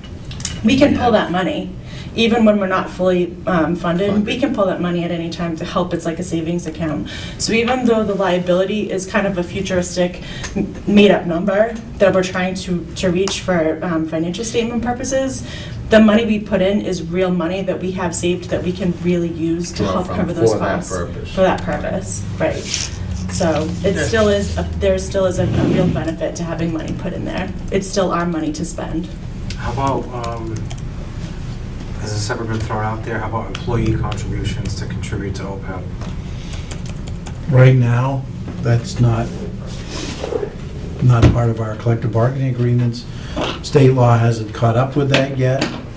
There's methods. One of the things I would start with is that you'd have to work for the town for a certain amount of time before you would be eligible for OPEB benefits. So in other words, you gotta work for the town at least 10 years before you can get that benefit. That we can put in by bylaw. So I think those are the things that we wanna look So into. you can work for the town for a year, and then we have to pay for it. If you retire from this town, yes. So that's why we need minimum service time. I just assumed that was the case. It seems, that is insane. You want it, but you see, here's the key. I can't collect, let's say I'm working here 10 years. Or let's say, better yet, I work here 5 years and I work in Rochester 5 years. Okay, I retire from Rochester. I can collect because I have 10 years in the system. Okay, but I only have 5 years in Rochester, but Rochester gets my bill. Okay, so it's not that you worked 1 year for a town, it's that you worked 10 years for a covered town. Gotcha. Got it? So I worked 3 years for Northfield, then I came here and I worked for the rest of my, till I turned 70. So I have done 8 years here and 3 years there, but I retire from here, it's Acushnet's expense.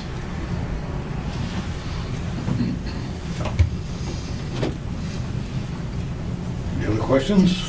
On the articles, we will vote on them line item, one by one, at the next meeting. Well, we'll vote on the ones that are adopted or presented by the selectmen. Okay, so we'll vote on all of them, and, those that are approved by the select? Yeah, approved these by- haven't been approved yet by the... Okay, so we won't do anything with the articles this evening. No, no. You can tell me which ones you completely object to. I'll tell you right now, the civil service.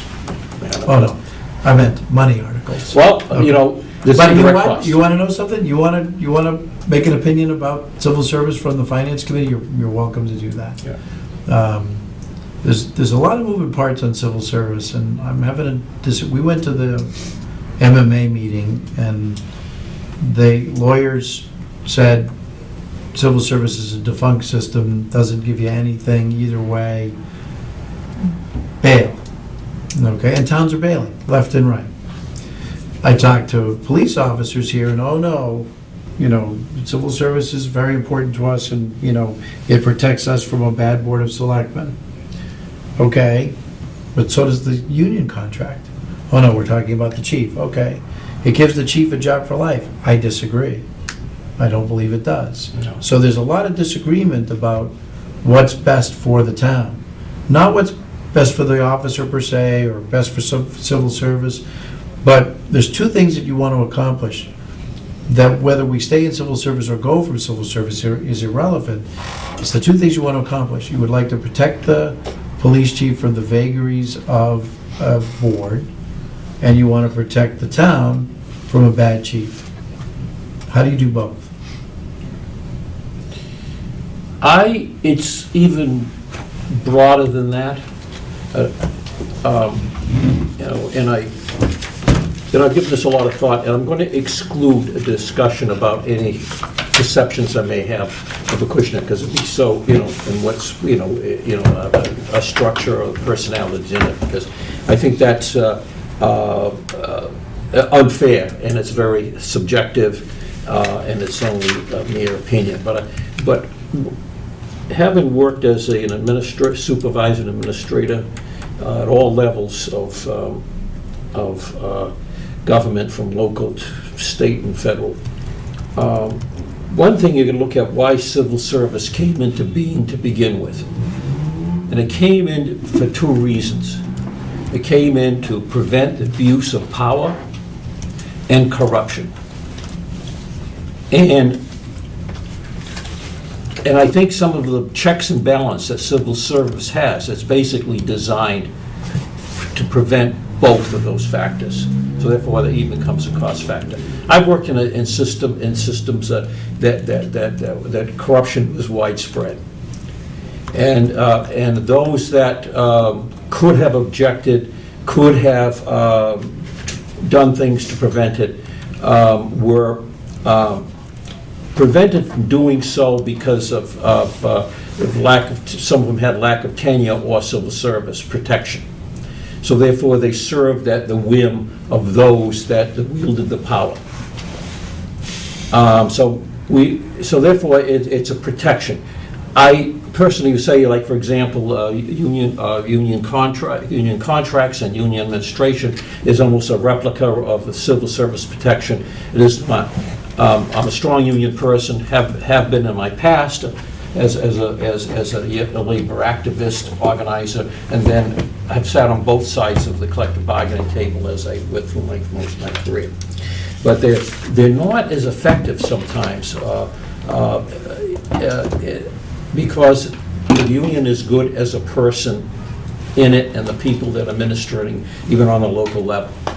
So therefore, sometimes they operate on the greater good, and sometimes if a person is so-called a difficult person, perceived to be by the administration, and then the union is supposed to represent them, sometimes this that person, if for the greater good of the union contract, that person sometimes has been sacrificed. I've seen cases of that. So therefore, to say that a union employee can be totally protected by a union contract, my pragmatic experience is I have serious questions about that. Okay.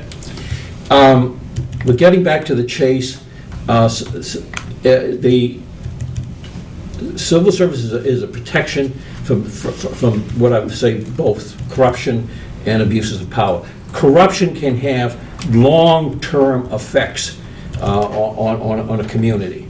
And I've seen those communities that it's been heavy, they've paid a price for it financially. So you know, sometimes we hear a negative person. They're,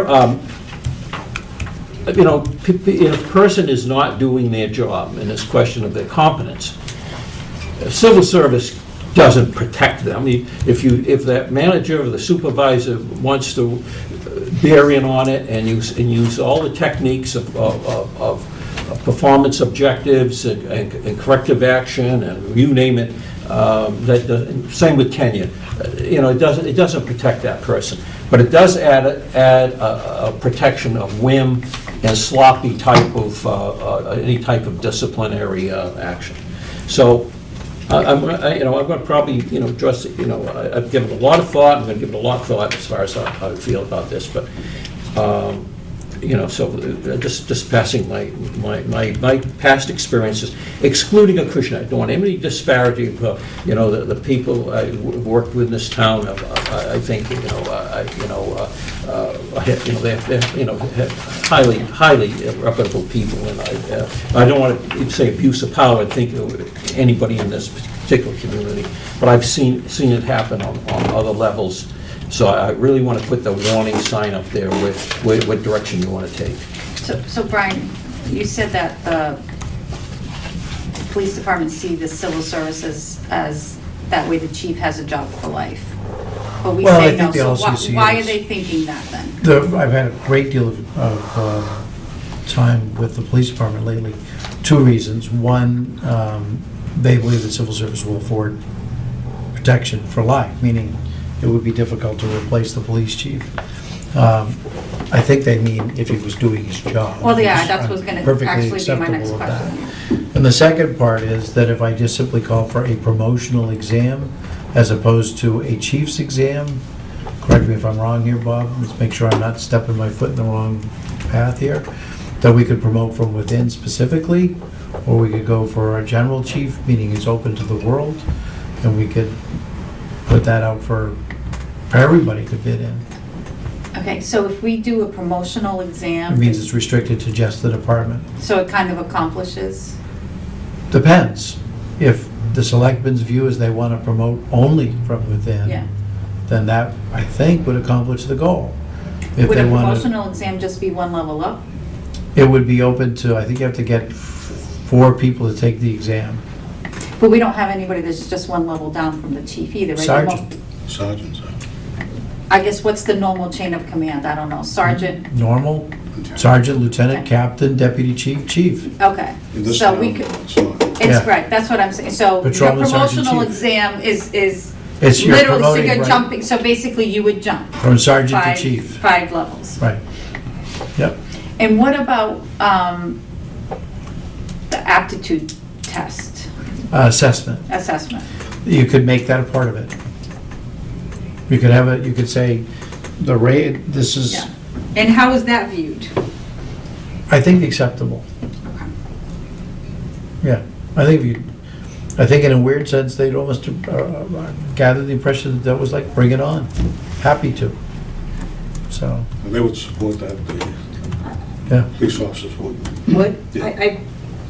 After a discussion, I think that's. I think what I'm going to do, I've been approached by a number of police officers regarding this issue, and what I'd like to do is invite a representative from the police department, if they want to come in here, when we discuss this, I'll review it for next week, and let them provide whatever information that they want to provide, you know, supporting their article, or supporting their position on this article. You're not saying that the police department here would recommend not being a civil service? No, they're very strongly opposed to this. Opposed for it, in other words, they'd rather have somebody, They want want to to be remain part of in civil service, the chief's job remain in civil service. same thing with the fire department. No, No, the fire department's, they want to bail. Yeah, they want out. fire department, right, it's my understanding, the fire department has requested to be removed from civil service. Correct. Why? They see no advantage to them. I'm just going to question whether, I'm going to be consistent, say, what are the futures? Some people may think, right now, this suits my purpose. I've got union contract, I get union protection. Don't count on union protection. I'm going to give you, I'll give you some sad examples. I could give you some examples the other way, John. I could give you scores of examples the other way. Well, it depends who's administering the contract. It depends the nature of the union. Sure. It also, it It's not a one size goes right fits all. down to a lot of factors. What, you're absolutely right. There are some unions that are 100%. I mean, I'm proud to say, that I was always a member of the United Auto Workers, for example. Some other unions that I belong to, I may not say, depending who does it, who is the, who. My experience has been that in every contract, every union, there is language in the contract that specifies the grounds for termination. They just have to be followed. That's what the union is there for, to make sure that administration, management is following the guidelines set forth in the contract. And if they follow, if there's paperwork to say that this is a bad employee and they follow through with it, then it's clearly laid out. I mean, in my experience, the union has let people go because they have failed in holding the standard to the contract. So, But a union contract does not give protection of those coming in and allowing the standards of the person to hold the position. right. There's a big difference between municipal employment and private employment as well, so. See, that's the You have to that's the consider difference that. between a contract. True. Teamsters are everywhere, though. Pardon me? The Teamsters are everywhere, though. They are into the municipal, they're here, they're up in Boston, they're all around. That's my experience there. I think the Teamsters represents the police department very well. Very, very well. Any other discussion on this, on these issues on the warrant? Okay, if any member has a question regarding what we discussed tonight with respect to the budget, just give me a call and I'll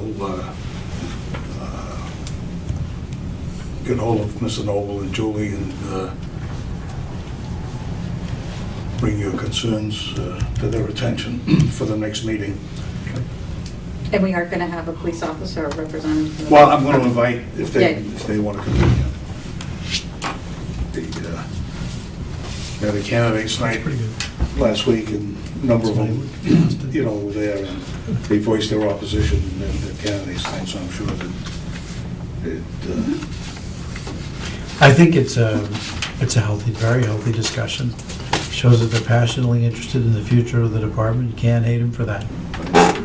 it's their career, it's their life, it's their livelihood. I think it's great. And I've, in the conversations that I've had, they've been eminently patient with my stupidity and slowness in learning. And I've been rather impressed with the passion that they exhibit. But the funny part of it is, I seem to be at a disconnect between what the lawyers are telling me and what the guys are telling me. So I think at some point, we're gonna need to put it all together and make sure that more importantly, the Board of Selectmen really understands where we're going. What are the lawyers, where's the disconnect with the lawyers then? Lawyers are saying there's absolutely no advantage to the town or the union or the employees Okay. to be in civil service, and they can rattle off 8 million reasons why. I sit with the rank and file, and they tell me almost exactly the opposite. So somewhere along the line, there's a disconnect. So doesn't it make sense to have all the parties in one room and figuring out? Correct. Okay, so do we need the lawyer here to then, or at least We need provide a somebody that memo? operates, we could bring the MMA attorney down Yeah. and have that discussion, or, Mike Feinberg represents the Teamsters. He's damn smart, and he can explain both sides. I want somebody who's very current on It almost civil seems like service if we're, law. it seems like if we're gonna have a discussion, let's just get everybody in one room and kill it at one time as opposed to dragging it on, so. He's here, he's there. Yeah, Only here one side. Mm. yeah.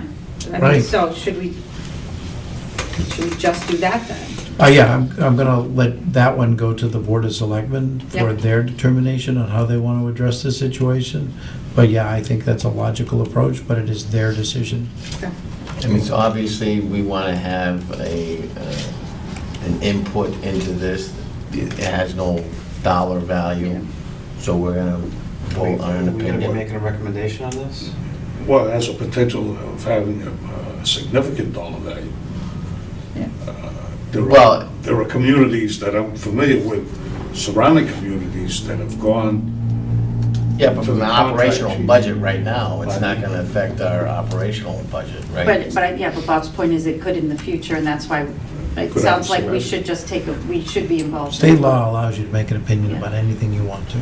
Right, there's several articles in here that don't have a dollar value that Yeah.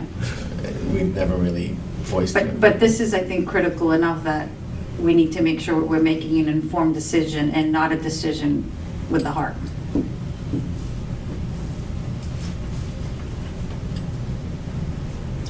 Yeah. This would, by going through the civil service, would allow us to go out of the town to Well, it's sort of interesting. to hire a chief rather than bring somebody from... You could do that either way. You could do it in civil service, you could do internally in civil service, and you could open it to the state in civil service.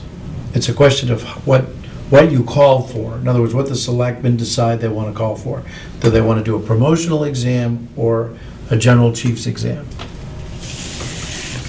So in other words, if they open it and say, we will accept outside people, so some lieutenant in Yeah. Taunton could take the test, and he could place Or in the top, deputy chief for someplace. right, Somebody's right, already and- got the experience correct. as a... And he could chief. place in the top 3, and then we would be obligated to interview him. And remember, civil service points are awarded for veteran status, for disability. So, I don't know what you get. That's my concern. Yeah. I want to be able to control the process so that we know when we get out the other end. My great horror story is Sturbridge getting a fire chief from 100 miles away. He drives in, he's civil service, he drives in, he does his 40 hours, and he goes home. And if you have a fire at 3 a.m. and it's a big thing, and, you got a captain and a deputy chief, and, call them. Can't you write in the job description, though, certain things to make it specific? Can if you do a contract. Well, every job's going to have a job description. Job description isn't They did that, binding. didn't they do that with the town administrator a while back? It had to be from Acushnet? Yeah, and the state, basically, the courts struck that down, Yeah. so, but the town changed it anyway. 24-hour guy for the town Yeah. administrator. So,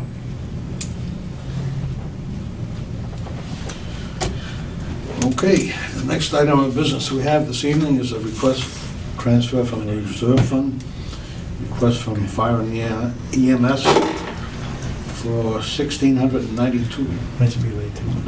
to be transferred to the training for the rental of firefighter turnout gear for the 3 recruits attending the Mass Firefighting Academy. The chief explained that when he was here. So it's a request for I'll make a $1,692. I'll make a motion. Second. Motion made and seconded. All in favor? Opposed? So voted. $1,692 from the reserve fund to the fire EMS department. Julie, do you know off the top of your head how much is left in the reserve fund? Yeah, you've only had one thing come out. Yeah, there really hasn't been. No, there's just one thing for, I think, 4,600. Okay. Yeah, that's it.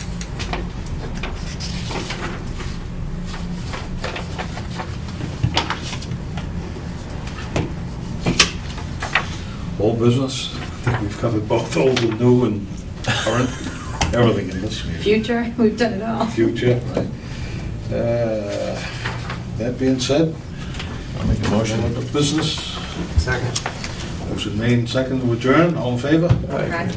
We are adjourned.